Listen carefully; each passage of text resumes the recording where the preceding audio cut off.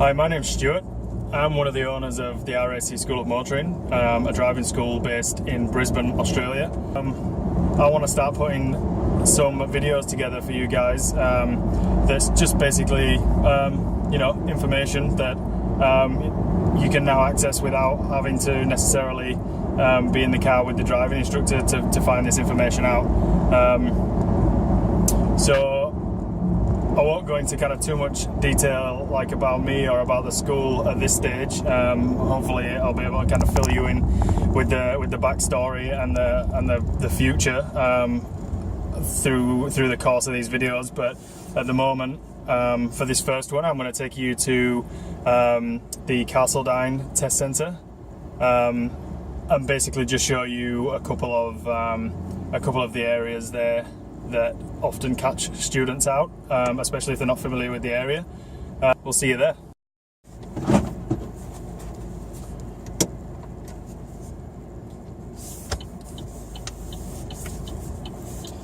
Hi guys, okay, so what you're seeing here is the exit from the Carseldine Test Centre. So this is obviously like a really slow exit road. It's like 10 kilometers an hour at the top there where it's pedestrianised, shared with vehicles, and 20 kilometers an hour, once you kind of get out of the pedestrianised area. So I just want to take you on like a little bit of a route that's not necessarily going to be in your driving test, or it's not in every test, but I think there's a couple of good points to kind of show you along the way. Just as I said, if you're not kind of familiar with the area, or you've booked your test here at Carseldine but you can't get up here before the actual test date, this video will hopefully come in handy for you. And I'll try not to talk all the way through and skip through just to the important bits that's going to matter to you guys. Okay, so just as we're climbing the hill here on Beams Road, heading down towards Gympie Arterial, in the last, I don't know if it's a year, definitely less than a year, the intersection here with Lacey Road's kind of been redone a little bit. So both lanes used to go straight on. Now the right lane turns right onto Lacey Road, as you can see there. So the examiners might bring you down here and get you to turn right at the bottom of the hill onto Gympie Road. Do not get stuck in this right lane, because if you do, you have to turn legally down Lacey Road, which is just here.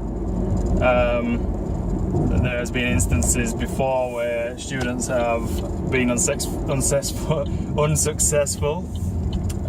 in their test because they've got caught in that right lane and just proceeded straight forward over the chevroned area, and obviously that's an instant fail. So just be aware of your lanes there, and if you're not 100% sure about the instruction, just ask again.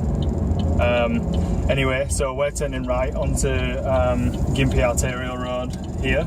Notice I've turned right in the left lane of the two that kind of come round to the right. The examiners will, if they do bring you this way, try and make sure that you do stay in that left lane, because the chances are you'll be coming off at the junction further up this road. So it's kind of good to be positioning yourself as early as possible if you can. The speed limit's obviously changing to 100 kilometers an hour here. This is quite an important part. People fail the test regularly for this section. So get up to 100 nice and quick, obviously without over revving or anything. A nice steady increase in speed, but get to 100. Do not cross 100. 101 is a fail on your test. So get to 100, stick it at 100. Notice this merging lane on the left. Be aware if there's traffic coming down, you might have to move over to let them in, to be courteous. Don't get caught in a race as to who's going to kind of, get to this point first. Nice and courteous. If they need to come in, move over and then re-merge, change lanes again back into the left lane. The examiner will be 90% sure he will be taking you off on this left turn only lane. So as you can see, the arrows are kind of exiting off to the left. They'll be indicating anyway. The thing to watch here is the speed sign. The speed drops really quick. So at this gantry, or this sign above his head, we want to start to slow down. You want to be slowing down there quickly, because right there is the 60 sign, and if you're not aware of that, then you'll fail your test. And it happens a lot. Okay, so the traffic lights that I was talking about is just around the corner here. Just thought I'd throw this stop sign in as well. Stop means stop, definitely stop. 3 seconds, 2 to 3 seconds, and keep going if you're clear. Don't just creep through. And it's 40 kilometers an hour, school zone. But yeah, stop signs and school zones, we lose a few people there as well. It sounds obvious, but yeah, we do get a few unsuccessful test efforts through speeding in school zones, and I think often you kind of the students start off doing 40 at the beginning of the school zone, and then they might come to some traffic lights or a roundabout or something where there's a bit of a distraction, and then, or when they come to a stop, for example, and then they kind of set off again and forget that they're in the school zone and speed up past 40, and then obviously the examiner has to intervene and then they fail. So stick to 40 in school zones. So the traffic lights, they're just coming up now. So we're at the intersection of Zillmere Road and Dorval Road, heading back towards the test centre now. So obviously there is a right turn arrow on the light, but you'll see sometimes it just goes green and you have to kind of just turn right through the oncoming traffic where there's a gap. So yeah, so the car in front should move into the middle, then the next car moves into the middle, and then we would move into the middle and stop if there wasn't enough room to go in front of the truck. Obviously there is there, so we can make the turn.